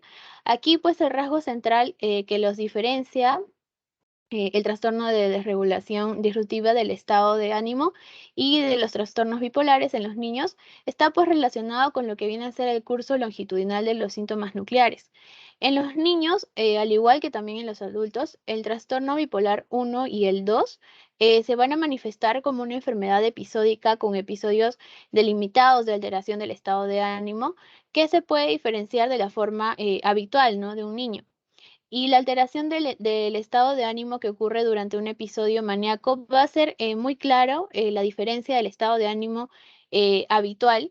Además, también durante un episodio maníaco, el cambio del estado de ánimo debe acompañarse del comienzo o tal vez de un empeoramiento de los síntomas cognitivos, conductuales y físicos. También vamos a tener pues que el caso del episodio, en el caso de los episodios maníacos, los padres pues deberán ser capaces de identificar un periodo de tiempo determinado en el que pues el estado de ánimo y la conducta del niño van a ser significativamente diferentes, ¿no?, de lo habitual. Luego vamos a tener el trastorno negativista desafiante. Aquí pues vamos a tener que, aunque los síntomas del trastorno negativista desafiante se van a producir normalmente en los niños con trastorno de desregulación disruptiva del estado de ánimo, los síntomas afectivos de este trastorno son relativamente raros en los niños con trastorno negativista desafiante. Y bueno, van a haber rasgos clave que van a garantizar el diagnóstico del trastorno de desregulación disruptiva del estado de ánimo en los niños, cuyos síntomas también van a cumplir con los criterios del trastorno negativista desafiante. Esto pues con la presencia de ataques de cólera graves y también van a ser frecuentes y una alteración existente del ánimo entre los ataques. Y luego vamos a tener al trastorno por déficit de atención y hiperactividad, al trastorno depresivo mayor, al trastorno de ansiedad y trastorno de espectro autista. Aquí, pues, a diferencia de los niños diagnosticados de trastorno bipolar o trastorno negativista desafiante, un niño con síntomas que cumplan los criterios de trastorno de desregulación disruptiva del estado de ánimo, también podrá recibir un diagnóstico de TDAH, trastorno depresivo mayor o el trastorno de ansiedad. Sin embargo, los niños en que la irritabilidad se presenta solamente en el contexto de un episodio depresivo mayor o un trastorno depresivo persistente, se deberían diagnosticar de uno de estos dos trastornos, ¿no? En lugar del trastorno de regulación disruptiva del estado de ánimo. Ahora, pasando al trastorno depresivo mayor, en cuanto a estos criterios ya lo dijo mi compañero. En cuanto a sus características diagnósticas, vamos a tener pues aquí que los síntomas de los criterios diagnósticos de este trastorno depresivo mayor deberían aparecer casi cada día para poder considerarlo, menos pues con la excepción del síntoma de cambio de peso y lo que viene a ser la ideación suicida.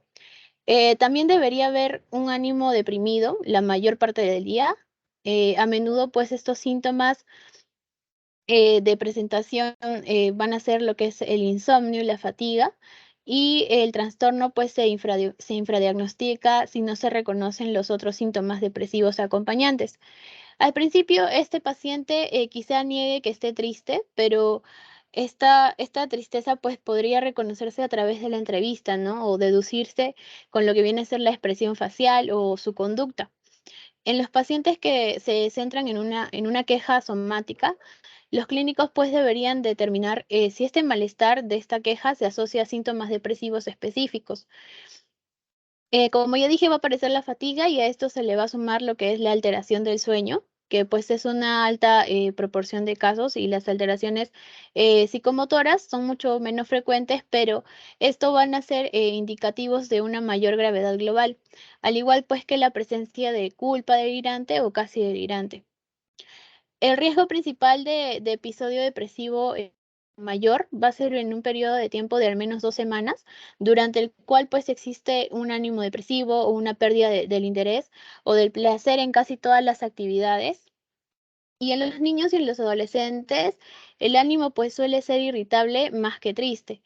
El paciente debe experimentar además también al menos uno de los 4 síntomas adicionales de una lista, que va a incluir lo que es el cambio de apetito o el peso, la actividad psicomotora, cambio de la actividad psicomotora, una energía disminuida, sentimientos de inutilidad o culpabilidad, dificultades para pensar, para concentrarse o para tomar decisiones, em, pensamientos recurrentes de muerte o ideación suicida.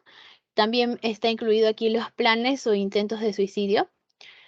Para que un síntoma cuente como parte de este trastorno depresivo mayor, tiene que ser nuevo o tiene que haber empeorado en comparación, ¿no?, con el estado de la persona anterior, ¿no?, de su episodio anterior. Además, también que los síntomas deben persistir la mayor parte del día, durante al menos 2 semanas consecutivas.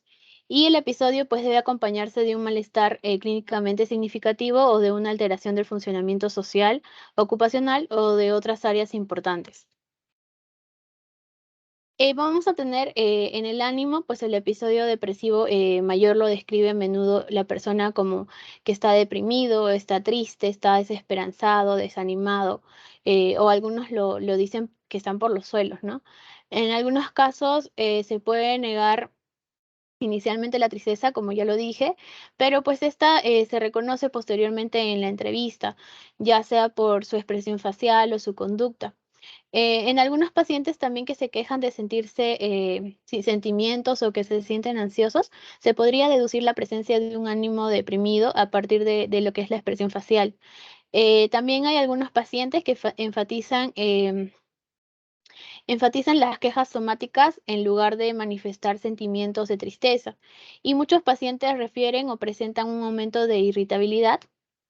Y en cuanto a los niños y los adolescentes, aparece también un ánimo irritable o malhumorado, y pues ellos pocas veces están tristes. En cuanto a la pérdida del interés, casi siempre se va a producir esta pérdida de interés o de placer.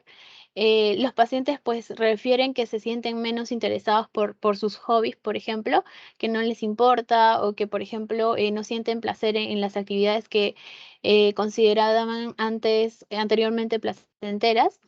También vamos a tener que pues los familiares notan a menudo un mayor aislamiento social o abandonan sus pasatiempos con lo que anteriormente disfrutaban.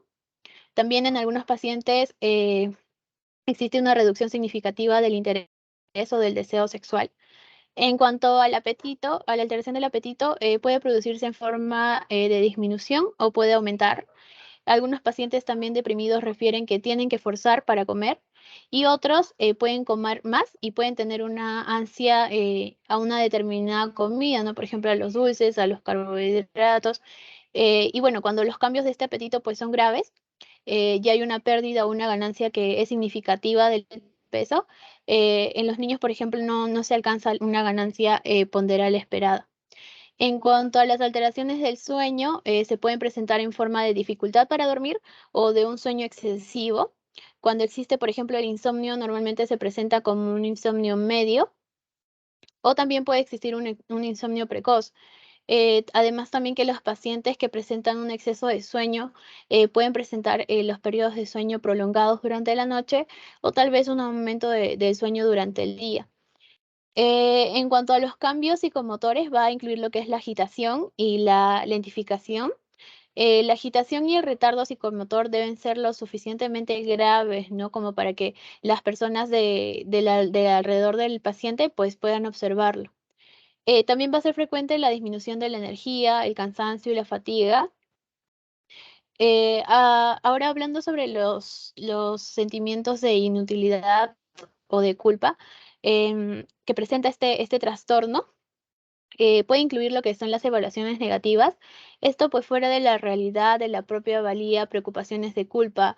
Lo que viene a ser también estos pacientes a menudo malinterpretan los acontecimientos diarios neutros como si probasen pues los propios defectos personales, ¿no?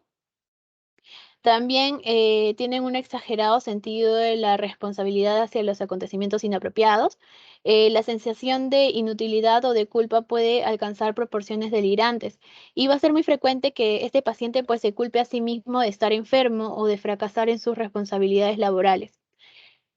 Muchos pacientes van a referir también incapacidad de pensamientos, de pensar, de concentrarse y de tomar decisiones, ¿no? Esto pues puede hacer fácilmente, esto los hace, mejor dicho, fácilmente distraíbles o algunos se quejan pues de problemas de memoria. Aquellos pacientes involucrados en actividades con una gran demanda cognitiva son a menudo incapaces de llevarlas a cabo. En los niños va a haber un descenso abrupto de las notas y eso pues se puede reflejar por la poca concentración y en los pacientes ancianos van a tener las dificultades de memoria, ¿no? Esto puede ser la queja principal y también puede confundirse con los signos precoces de una demencia. Van a ser frecuentes también los pensamientos de muerte, de la ideación suicida o los intentos de suicidio. Estos pues pueden incluir desde un deseo pasivo de tal vez no despertarse en la mañana o la creencia de que tal vez los demás estarían mejor sin él hasta pues albergar pensamientos transitorios, ¿no? Hay pacientes que a riesgo suicidio pueden haber puesto sus asuntos en orden, ¿no? Como por ejemplo, ya tienen sus deudas pagadas o su testamento actualizado. Y bueno, pasando a lo que es las características de apoyo, aquí pues el trastorno depresivo mayor se va a asociar a una alta mortalidad y la mayor parte de esta se debe a que el suicidio, sin embargo, no es la única causa, ¿no? Por ejemplo, los pacientes deprimidos que ingresan en residencias de ancianos tienen una probabilidad notablemente incrementada de fallecer en lo que viene a ser el primer año. Y van a haber pacientes que pues van a presentar con frecuencia el llanto, la irritabilidad, el estado taciturno, la ansiedad, fobias, preocupación excesiva por lo que es su salud física, sus quejas de dolor. Y pues en los niños puede presentarse la ansiedad por separación, ¿no? Aunque existe pues una gran amplitud de datos bibliográficos que van a describir las correlaciones neuroanatómicas, neuroendocrinas y neurofisiológicas de este trastorno, no existe todavía ninguna prueba de laboratorio que haya probado tener suficiente sensibilidad y especificidad para usarse como una herramienta diagnóstica para este trastorno. Además, hace poco la alteración más ampliamente investigada en asociaciones con los episodios de depresión mayor había sido lo que es la hiperactividad del eje hipofisiario e hipotalámico adrenal, que pues parece relacionarse con la melancolía, los rasgos psicóticos y el riesgo de un posible suicidio. Además, también vamos a tener los estudios moleculares, que pues también han encontrado factores periféricos como variantes genéticas de factores neurotróficos y también de citoquinas proinflamatorias. Aparte también en cuanto a los adultos con depresión mayor, hay estudios de resonancia magnética funcional que pues muestran signos de alteraciones funcionales en los sistemas neurales que soportan el procesamiento emocional. Ahora, pasando a lo que es la prevalencia, bueno, la prevalencia a los 12 meses de este trastorno depresivo mayor en lo que es Estados Unidos, aproximadamente es del 7%, con notables diferencias entre los grupos de edad, ¿no?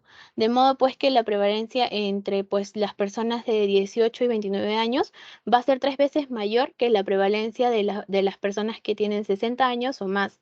Y también vamos a tener que pues las mujeres presentan tasas que llegan a ser de 1.5 a 3 veces mayores que la de los hombres. En cuanto al desarrollo y curso, este trastorno depresivo mayor puede aparecer por primera vez a cualquier edad, pero la probabilidad de que se inicie se incrementa notablemente en lo que es la pubertad. La incidencia también parece tener un pico hacia los 20 años más o menos. Sin embargo, pues no es frecuente que se inicie por primera vez en los ancianos, ¿no? El curso de este trastorno es bastante variable, ya pues que algunos pacientes apenas presentan remisiones, ¿no? Y otros pues las presentan o permanecen, mejor dicho, muchos años con pocos o tal vez algunos con ningún síntoma entre los episodios. Va a ser importante distinguir los pacientes que acuden en busca de un tratamiento durante una exacerbación de una enfermedad depresiva crónica, de aquellos pues cuyos síntomas han aparecido recientemente. Y vamos a tener también que la cronicidad de los síntomas depresivos va a aumentar sustancialmente la probabilidad de que existan los trastornos subyacentes, ya sea de personalidad, ansiedad y sobre todo lo de consumo de sustancias. También vamos a tener que, pues es útil pedirle a los pacientes que acuden con síntomas depresivos que identifiquen el último periodo de al menos 2 meses durante el cual pues ellos estuvieron completamente libres sin síntomas depresivos, ¿no? Y en cuanto a la recuperación, se va a iniciar normalmente dentro de los 3 meses siguientes al comienzo en 2 de cada 5 pacientes con depresión mayor y en el plazo de un año vamos a tener que van a ser 4 de cada 5 pacientes.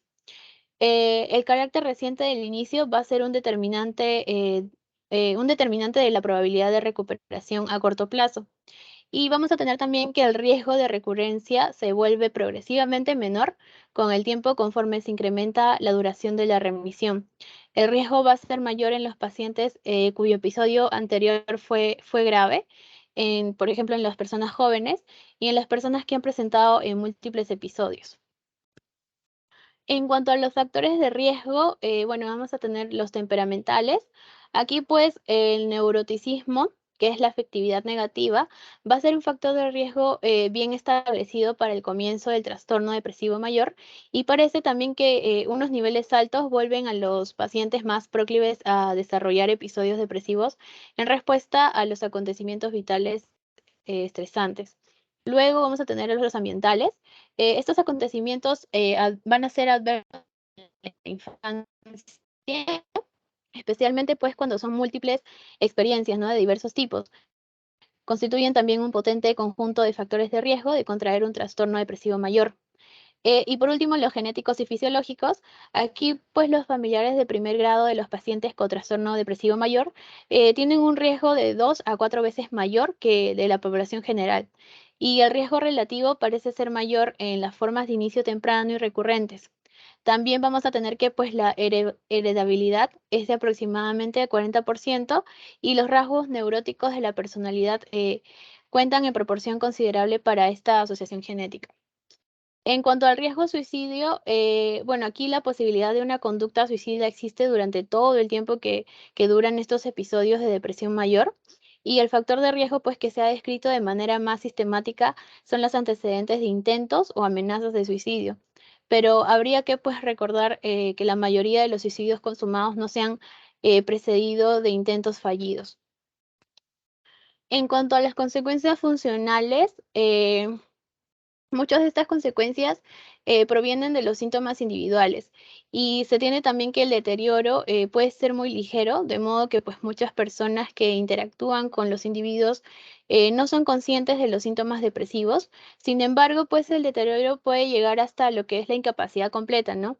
De modo pues que vamos a tener al paciente deprimido y este pues va a ser incapaz de atender sus necesidades básicas. eh, Sufre mutismo y es catatónico. Entre los pacientes pues, que se atienden en los centros médicos generales, los pacientes con trastorno depresivo mayor tienen muchísimo más dolor, más enfermedades físicas y también más disminución del funcionamiento en sus áreas, en lo que viene a ser las áreas sociales y personales.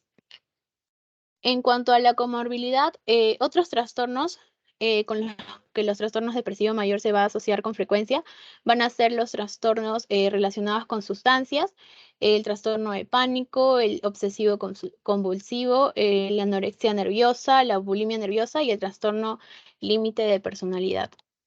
En cuanto a los diagnósticos diferenciales, vamos a tener a los episodios maníacos con ánimo irritable o episodios mixtos. Aquí pues los episodios de depresión mayor con marcado ánimo irritable pueden ser difíciles de diferenciar de los episodios maníacos con ánimo irritable o también de los episodios mixtos. Y esta distinción requiere una evaluación clínica minuciosa de la presencia de los síntomas maníacos. Luego vamos a tener al trastorno del humor debido a otra afección médica. El diagnóstico apropiado es un episodio depresivo mayor y se debería basar en lo que es la historia personal, el examen físico y las pruebas de laboratorio. Esto pues si no se considera que el trastorno del ánimo es consecuencia directa de una afección médica. Luego tenemos el trastorno depresivo o bipolar inducido por sustancias o medicamentos. Este trastorno se distingue del trastorno depresivo mayor por el hecho de que existe una sustancia. Por ejemplo, pues el ánimo deprimido que ocurre solo en el contexto de la abstinencia de cocaína, ¿no? Y luego vamos a tener el trastorno de déficit de atención o hiperactividad. Aquí pues la distraibilidad y la baja tolerancia a la frustración pueden aparecer tanto en el trastorno de déficit de atención como en el episodio del trastorno depresivo mayor. Y si se cumplen los criterios de ambos, se debería diagnosticar al trastorno por déficit de atención e hiperactividad, además del trastorno del ánimo. Y por último vamos a tener pues al trastorno depresivo persistente o también llamado la distimia. Estos son los criterios de diagnóstico que ya lo mencionaron. Aquí las características diagnósticas va a ser pues el rasgo principal de este trastorno. Es un ánimo deprimido que aparece la mayor parte del día, durante la mayor parte de los días, durante al menos 2 años o al menos durante 1 año en los niños y adolescentes. En este trastorno pues se agrupan el trastorno de depresión mayor crónico y el trastorno distímico de la guía DSM-4. La depresión mayor puede proceder del trastorno depresivo persistente y los episodios de depresión mayor pueden ocurrir durante el trastorno depresivo persistente. Vamos a tener que pues los pacientes cuyos síntomas cumplan los criterios de trastorno depresivo mayor durante 2 años se deberían ya diagnosticar con trastorno depresivo persistente, además del trastorno depresivo mayor. Los pacientes también con este trastorno depresivo persistente van a describir su estado de ánimo como triste o como el ánimo, ya lo hemos dicho, por los suelos, ¿no? Durante los periodos de ánimo deprimido deben presentarse al menos 2 de 6 síntomas del criterio B, como pues síntomas van a formar parte de la experiencia diaria del paciente. En cuanto a su prevalencia, este trastorno depresivo persistente es una amalgama del trastorno distímico y de la depresión mayor crónico del DSM-4. Bueno, la prevalencia en 12 meses es aproximadamente del 0.5% para lo que viene a ser el depresivo persistente y del 1.5% para el depresivo mayor crónico. En cuanto a su desarrollo y curso, bueno, este trastorno depresivo persistente a menudo tiene un inicio temprano e insidioso y tiene un curso crónico. Entre los individuos con trastorno depresivo persistente y con trastorno de límite de la personalidad, la covarianza y de las correspondientes de los rasgos a lo largo del tiempo, se sugiere pues la existencia de un mecanismo común. El comienzo temprano, este comienzo temprano pues es antes de los 21 años, se va a asociar a una mayor probabilidad de trastornos comórbidos de la personalidad o del abuso de sustancias. Y también vamos a tener que cuando los síntomas alcanzan el nivel de un episodio depresivo mayor, va a ser probable que pues desciendan posteriormente a un nivel inferior. Sin embargo, pues los síntomas depresivos remiten menos probablemente en un determinado periodo de tiempo. En cuanto a los factores de riesgo, vamos a tener los temperamentales. Aquí, pues, los factores que predicen un peor pronóstico a largo plazo son los mayores, los niveles, ¿no?, del neuroticismo, la mayor gravedad de los síntomas y un peor funcionamiento global. En cuanto a los ambientales, los factores de riesgo en la infancia, ¿no?, son la pérdida de los padres y la separación de estos. Y en cuanto a los genéticos y fisiológicos, no hay diferencias claras entre el desarrollo, el curso y la historia familiar de la enfermedad del trastorno distímico y del trastorno depresivo mayor crónico. Y pues va a ser probable que los hallazgos anteriores sean pues diagnósticos aplicables al trastorno depresivo persistente.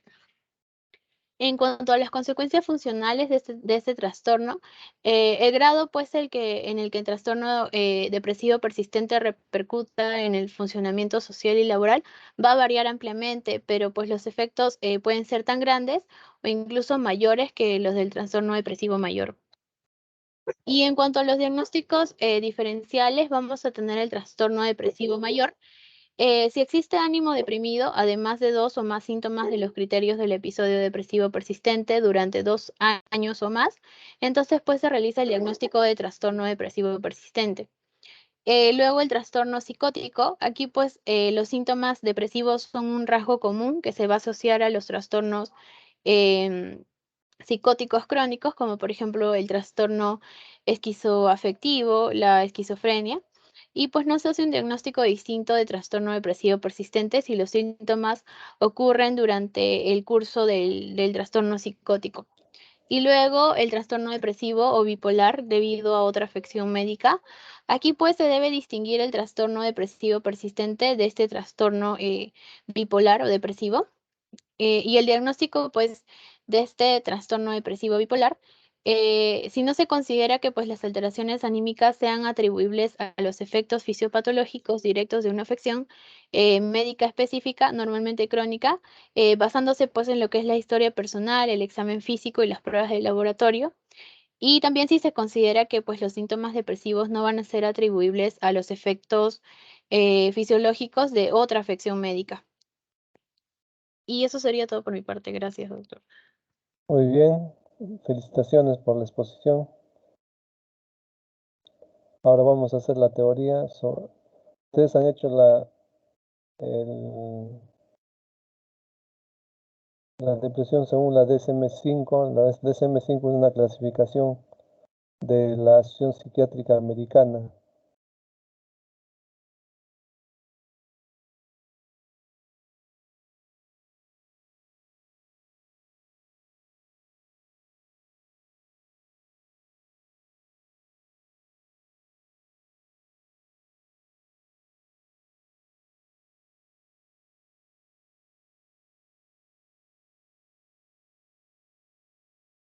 ¿Se ve la diapositiva?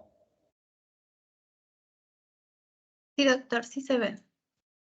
Ya, entonces vamos a hacer depresión, que es lo mismo que se ha expuesto, pero con algunas diferencias, sobre todo desde el punto de vista académico,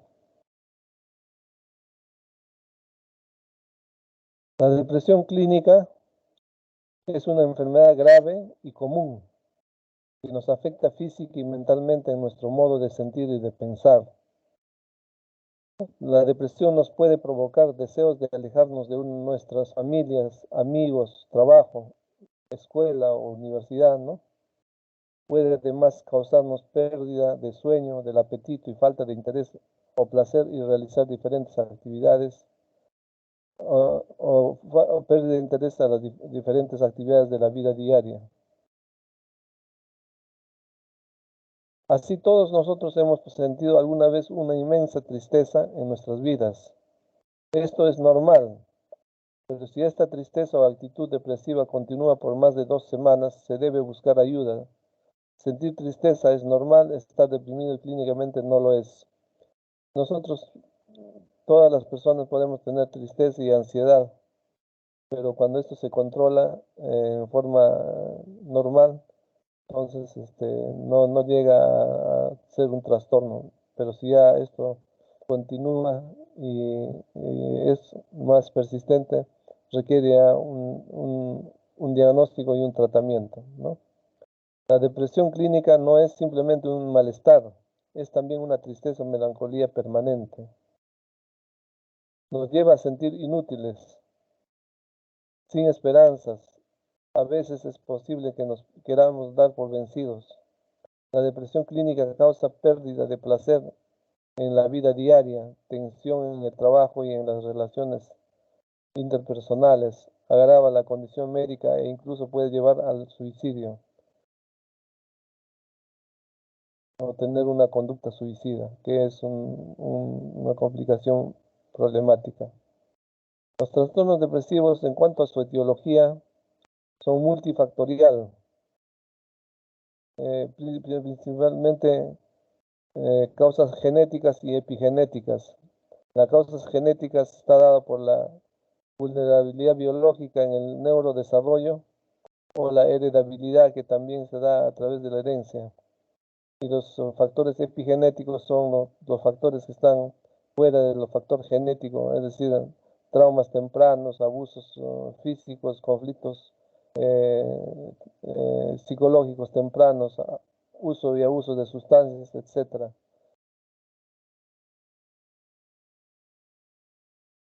Según el sexo, las mujeres sufren 2 veces más depresión que los hombres. Aunque las razones no son claras, existen diferencias genéticas y hormonales que pueden contribuir a la depresión. Antecedentes familiares. Cuando algún miembro de su familia padece de depresión severa, hay el doble de posibilidad para adquirirla, aunque puede ocurrir en personas que no tienen parientes con depresión. No, o sea, los factores genéticos y epigenéticos pueden estar presentes. Uso de ciertas medicinas. Algunos medicamentos con o sin receta médica pueden causar depresión clínica, por ejemplo, los antihipertensivos, los mismos medicamentos que son para supresión del cáncer, etc.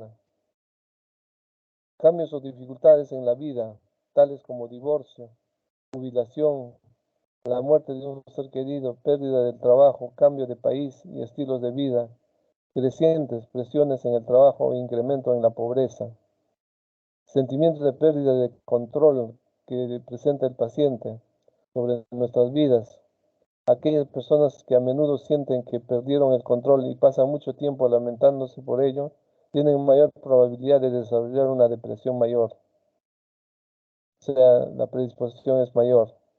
La presencia de otras enfermedades tales como el Alzheimer, el cáncer, la diabetes, las infecciones al corazón, los desórdenes hormonales, mal de Parkinson o trombosis, así como también otros trastornos mentales como la ansiedad y trastornos de la alimentación pueden estar ligados a los problemas depresivos. El abuso de alcohol o drogas, cuando se tiene problemas de consumo de alcohol y otras drogas, se tiene mayor probabilidad de desarrollar una depresión mayor. La depresión es un trastorno mental frecuente que se caracteriza por la presencia de tristeza, pérdida de interés o placer, sentimientos de culpa o falta de autoestima, trastornos del sueño o del apetito, sensación de cansancio y falta de concentración. La depresión puede llegar a hacerse crónica o recurrente y dificultar sensiblemente el desempeño en el trabajo o la escuela y la capacidad para afrontar la vida diaria. En su forma más grave puede conducir a llevar a tener una conducta suicida. Si es leve, se puede tratar sin necesidad de medicamentos, es decir, a través de la psicoterapia. Pero cuando tiene carácter moderado o grave, se puede necesitar medicamentos y psicoterapia profesional.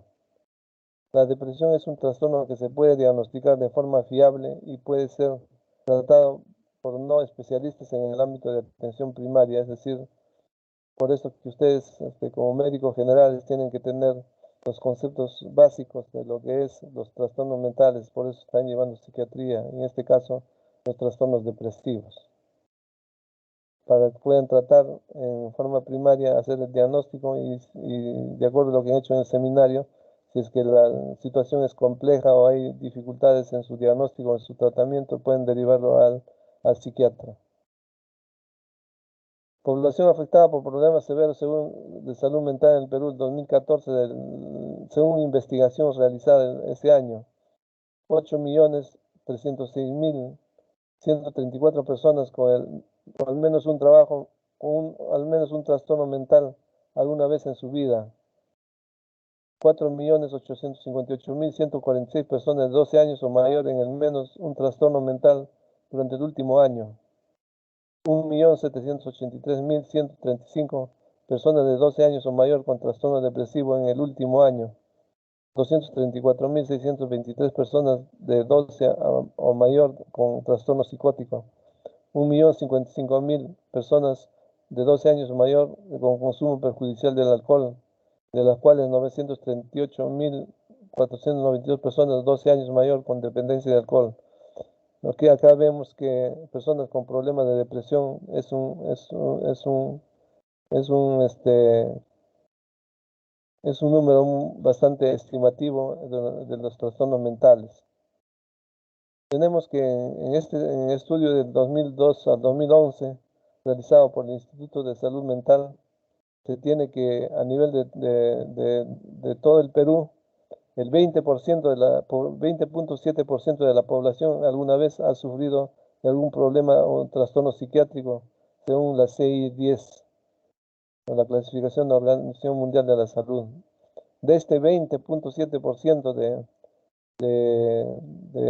problemas que puede haber tenido la persona alguna vez en su vida en el último año, el trastorno depresivo corresponde al 7.6%.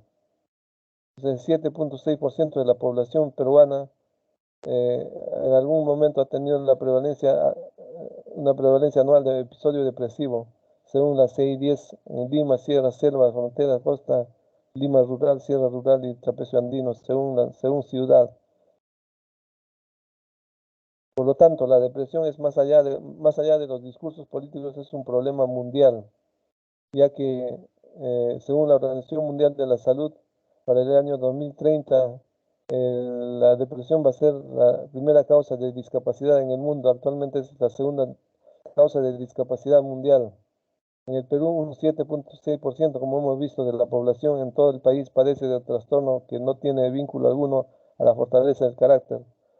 En total, si nosotros estamos cerca de los 33 millones de peruanos, el 7%, 7 por 3, 21, son más de 2 millones de peruanos que tienen depresión y que requieren tratamiento, y para ello es que necesitan el apoyo y el interés de los profesionales de la salud y en especial de la salud mental. Todos somos vulnerables. La depresión no discrimina edad, sexo, condición económica, credo religioso o núcleo familiar. Está en toda la población y puede afectar a cualquiera. La gravedad de esta enfermedad radica principalmente en lo poco predecible que es, incluso cuando ya ha sido detectada. Un caso de depresión mayor puede complicarse y terminar en un suicidio en cuestión de horas, de tal manera que es impredecible y complicado. Por eso que es importante diagnosticar a tiempo y hacer un tratamiento oportuno para que no pueda conducirse al suicidio. La evolución depende de cada caso y de muchos factores que pueden estar alimentando el problema. Cabe indicar que el total de personas que se suicidan en el Perú, un 70% sufría de depresión según el Ministerio de Salud. O sea, el total de personas que se suicidan por diferentes factores, un 70% sufría de depresión. Entonces esto es un factor, es un dato importante para tener en consideración que la depresión es una enfermedad, uno de los trastornos más frecuentes y de mayor peligrosidad, sobre todo para el suicidio o la muerte de la persona.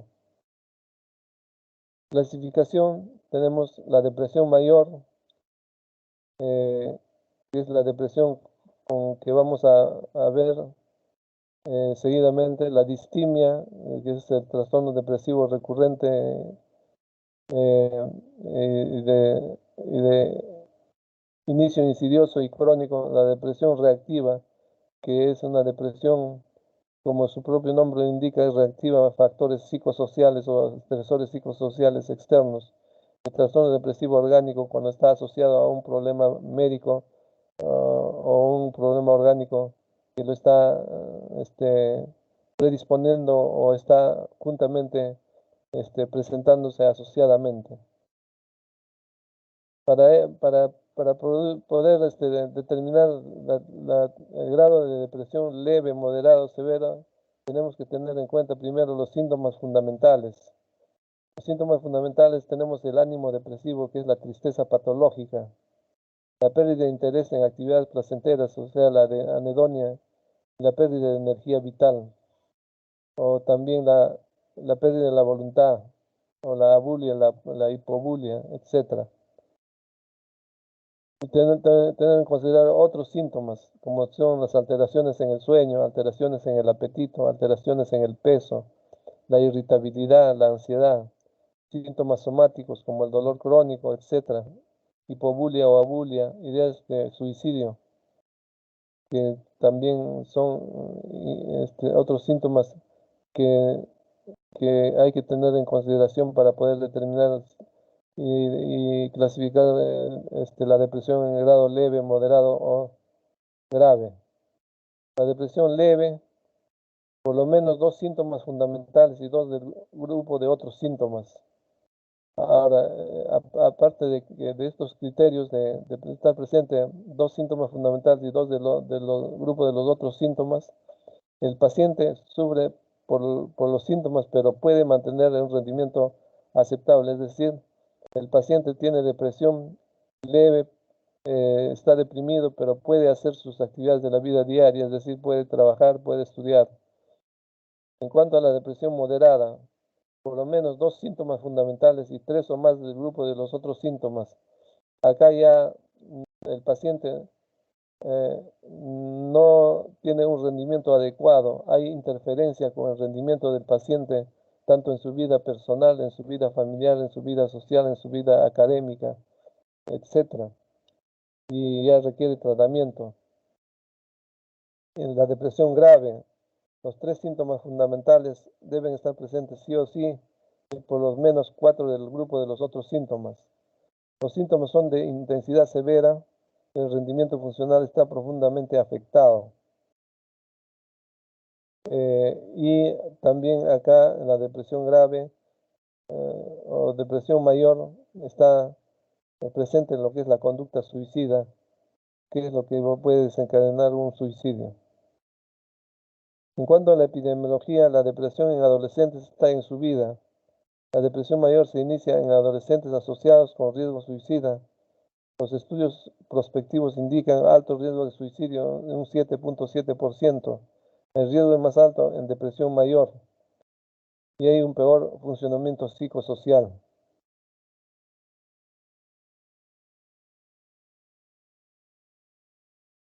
La prevalencia en niños es de 0.4 a 2.5% y la relación por sexo es de 1 a 1, es decir, no hay diferencia entre mujer y varón en su prevalencia. En cuanto a adolescentes, la prevalencia es de 0.4 a 8.3% y ya la prevalencia es 2 veces mayor en mujeres que en varones. Estos son estudios de investigación que pueden ser parte de seguir investigando más a qué se debe. En la población geriátrica, ancianos cuidados en el hogar o en la comunidad, la depresión mayor es el 3%. Síntomas clínicamente significativos pueden estar presentes del 8 al 15%. En cambio, en los pacientes geriátricos hospitalizados o en residencias o asilos o con cuidado de enfermería, la depresión mayor tiene una prevalencia del 11 al 13%. Y los síntomas clínicamente significativos aumentan un 30%. Acá nos hace ver de que las personas que están más cerca a su familia son los que clínicamente, significativamente, los síntomas son menores que los que están en residencia y asilos. Por lo tanto, se da una gran importancia a lo que son los cuidados propiamente afectivos de la familia que en los hospitales o en las residencias. También son estudios que hay que seguir investigando. Tasas más altas de mortalidad en aquellos con mayor de 6 síntomas depresivos. Tasas más altas de suicidio comparadas con los adultos jóvenes, más jóvenes. Deterioro cognitivo incrementado. Se deteriora el aspecto cognitivo. Las enfermedades médicas comórbidas también están presentes en los ancianos. En la diferencia de género, los prepúberes varones tienen tasas más altas que las mujeres. Sin embargo, en la adolescencia hay un cambio dramático. A los 15 años, las mujeres tienen una tasa 2 veces más que los varones, como ya hemos mencionado. Estas diferencias persisten hasta los 55 o 60 años, en razón a factores que se vienen estudiando y que no están suficientemente claros. Cuando se evalúa el estilo de vida, se encuentra que las mujeres son más sensibles a los eventos de la vida negativos y exhiben un sentimiento afiliativo más fuerte, que podrían ser los dos factores que condicionan a que en las mujeres hay más frecuencia de depresión que en los varones. La depresión crónica generalmente es diagnosticada en un 50%, por lo tanto es subtratada en la prevalencia de 3 al 5% y constituye el 30 al 35% de todas las depresiones. La depresión crónica que es subtratada y subdiagnosticada, lo cual nos hace preocupar para poder, por ejemplo, hacer diagnósticos diferenciales como problemas del dolor crónico o problemas que están asociados a otros aspectos del abuso de sustancias o problemas psicosociales que necesitan un interés mayor. Altas tasas de deterioro psicosocial y físico, altas tasas de comorbilidad, especialmente trastornos de ansiedad, alcoholismo, trastorno de personalidad.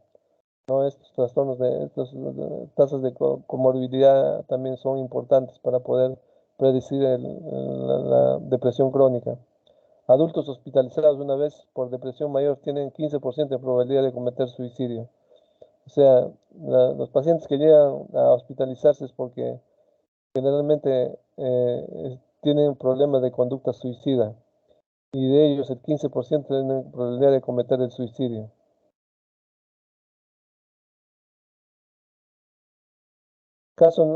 Curso natural de la depresión no tratada durante un año.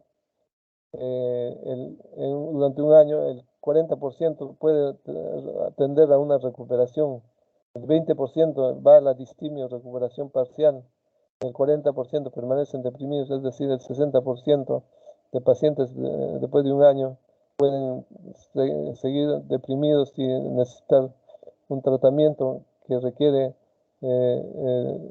del cuidado y del interés mayor del profesional médico. El 15% de pacientes con depresión mayor se suicida. Por cada suicidio consumado existen 7 a 10 intentos de suicidio. Las mujeres intentan suicidarse con mayor frecuencia de 7 a 1.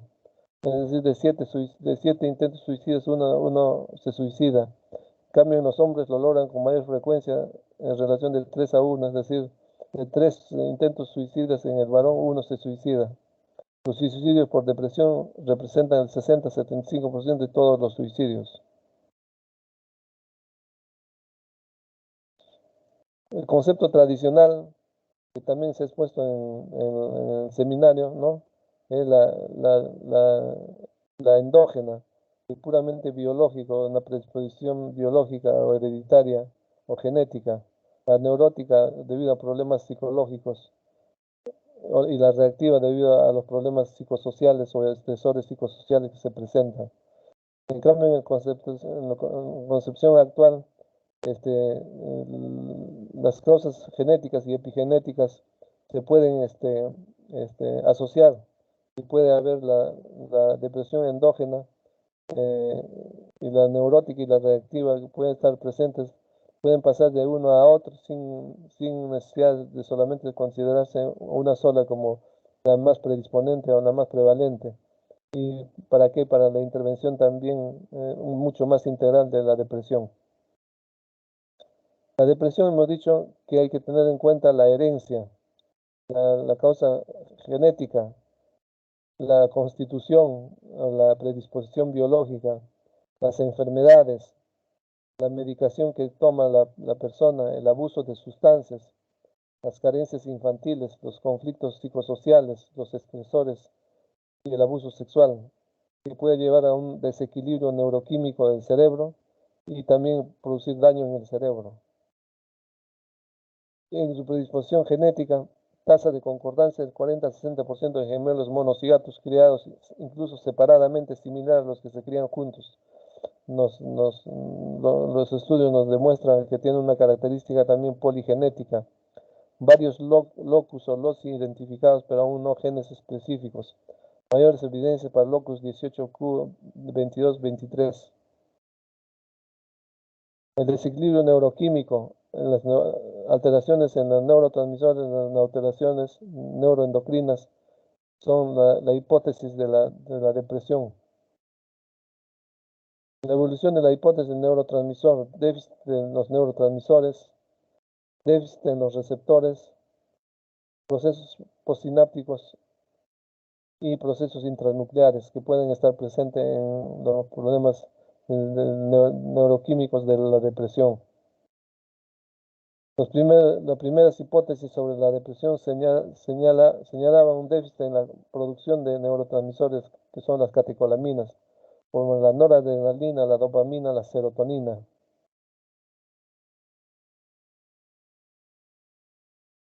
Tenemos que la noradrenalina está relacionada con la apatía y la falta de interés cuando hay una depresión de la noradrenalina. La serotonina está relacionada con la tensión, la irritabilidad, y ambos con la adrenalina están relacionados con la ansiedad. La dopamina está relacionada con la anedonia y junto con la adrenalina dan el síntoma de falta de energía. Junto con serotonina disminuye el apetito y la libido. Y en el núcleo central, tanto la serotonina, la noradrenalina y la dopamina determinan el ánimo triste y patológico y en los pensamientos inadecuados, pensamientos de sentimientos de culpa o de conducta suicida, que son el núcleo fundamental de los síntomas fundamentales que hemos conversado. También se producen cambios estructurales cerebrales en depresión, reducción del volumen del hipocampo en cuadros agudos y crónicos, reducción de la sustancia gris hipocampal en depresión crónica, relación del tamaño del hipocampo con duración total de la depresión, reducción en densidad y volumen de la corteza prefrontal y en el número de densidad y el tamaño de la glía y las neuronas. Acá vemos, según el neuroespectro, la resonancia por emisión de positrones, que hay un aumento del metabolismo de la amígdala y en la corteza prefrontal órbito medial que nos va a determinar que la persona está sufriendo de problemas de depresión. Si hacemos un estudio por neuroimágenes. El tratamiento farmacológico, psicoterapéutico de apoyo en depresiones reactivas y cognitivo-conductual en distimia y depresión mayor. El farmacológico, bueno, si usted o alguien que conoce sufre de depresión, hable lo más pronto posible con un profesional de la salud. Los antidepresivos, la psicoterapia, una combinación de ambos pueden ayudar, es decir, la combinación de ambos. O sea, hay que detectar tempranamente y precozmente a la persona que está con problemas depresivos para derivarlo a un profesional de la salud y el profesional de la salud darle el diagnóstico adecuado y el tratamiento adecuado o derivarlo al personal de salud mental, al profesional de psiquiatría para que lo pueda manejar y tratar el problema depresivo que puede tener complicaciones. incluso con el suicidio, como hemos dicho. ¿Cuáles son las metas del tratamiento?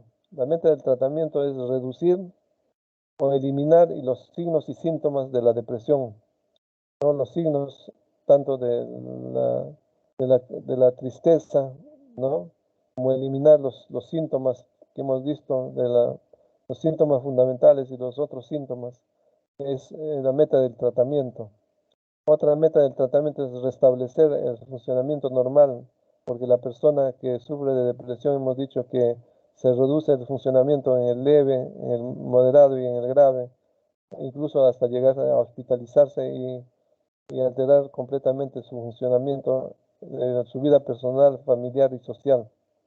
Y por último, la meta del tratamiento debe ser minimizar el riesgo de recaídas y de recurrencias. O sea, hay que evitar también el riesgo de recaídas o hacer un buen tratamiento. Indicar al paciente que siga para la redundancia, siga las indicaciones que se le da y que tome por el tiempo necesario, por lo menos un año de tratamiento de un episodio depresivo mayor es necesario, porque si no puede haber recaídas y entonces entran en problemas depresivos recurrentes, cuyo tratamiento incluso va a ser hasta de 4 años o algunos de por vida. Entonces es importante minimizar el riesgo de recaídas y de recurrencias. El tratamiento farmacológico, los antidepresivos son medicamentos que se cree que actúan cambiando las sustancias químicas del cerebro, llamadas neurotransmisores, principalmente serotonina, norepinefrina y dopamina, que están involucradas en la regulación del estado de ánimo. Los antidepresivos más comúnmente recetados tenemos los inhibidores selectivos en recaptación de serotonina, como la fluoxetina, el citalopram, la sertralina, la paroxetina, el citalopram. Son las más recetadas, pero no necesariamente son las más efectivas, porque tenemos diferentes tipos de antidepresivos. Con eso terminamos la teoría. Tenemos las ventajas y desventajas de los diferentes antidepresivos. Los tricíclicos, que son los antidepresivos clásicos, ¿no? Tiene la ventaja de ser eficaz. Hay una eficacia establecida, farmacocinética es conocida, pero las desventajas es de poco tolerado, la cardiotoxicidad y letales en sobredosis. Mientras los inhibidores selectivos de recaptación de serotonina, los IRS, la eficacia está establecida, son bien toleradas, fácil de administración, pero desventajas son las posibles interacciones, los efectos adversos serotoninérgicos y la mayor disfunción sexual. O sea, eso también es un problema que hay que explicar al paciente cuando damos inhibidores selectivos de recaptación de serotonina, que puede haber disfunción sexual a la pareja también, para que comprenda la dificultad en la relación sexual. Los inhibidores selectivos de recaptación de noradrenalina, como la reboxetina, las ventajas es menos interacciones, posible mejora cognitiva, o sea, actúa sobre la cognición, sobre los pensamientos y conductualmente también mejora la depresión. Pero las desventajas es que produce inquietud y puede producir también insomnio. Entonces hay que tener en cuenta con pacientes que tienen problemas depresivos y con insomnio, hay que ver si se puede cambiar por otro antidepresivo. Los inhibidores de recaptación de noradrenalina y de dopamina, tenemos el bupropión. Las ventajas, menores efectos cardiovasculares, no disfunción sexual.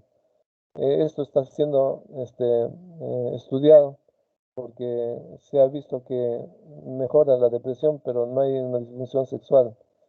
Y esto también minimiza el riesgo adverso de la disfunción sexual.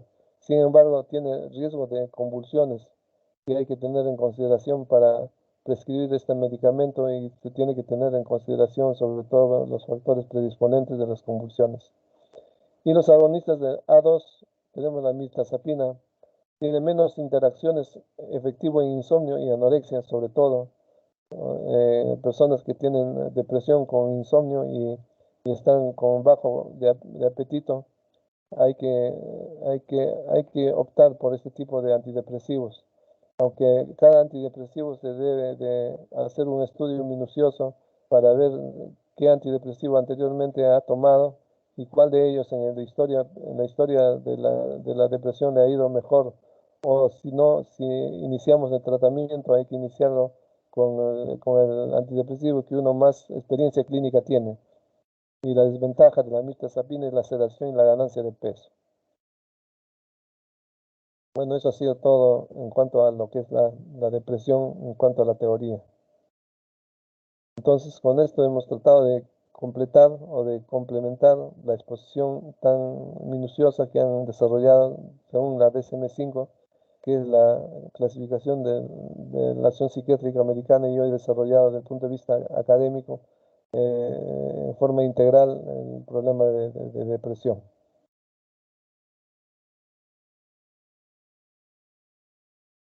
¿Algún comentario? ¿Alguna pregunta?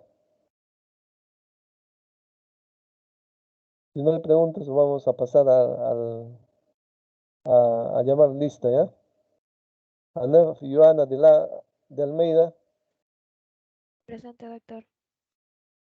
Chinchay Cárdenas Jocelyn, Presente, doctor. Ipana Angulo Mayra, Presente, doctor. Cristóbal Lizarra Cristian,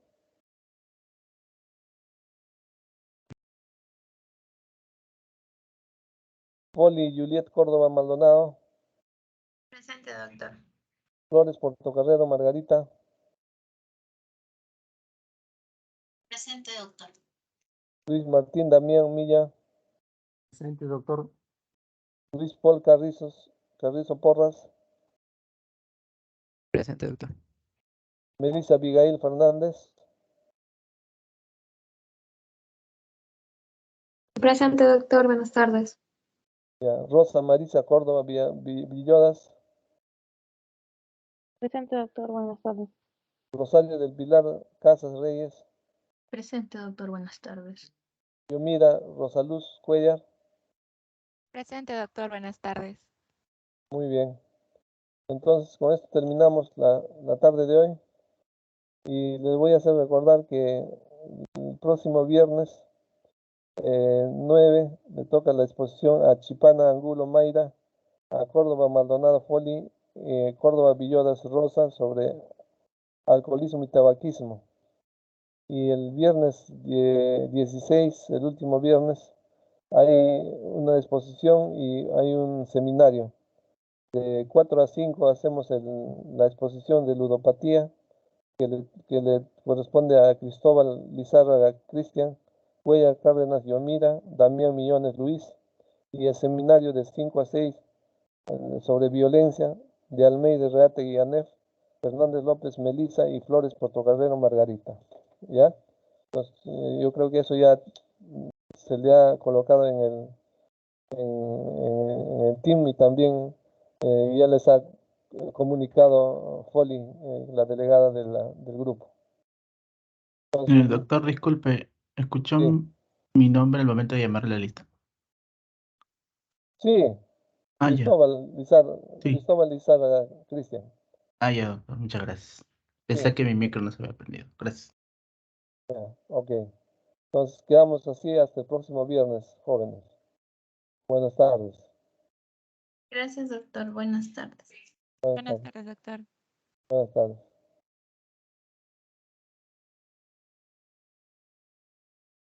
Buenas tardes, doctor.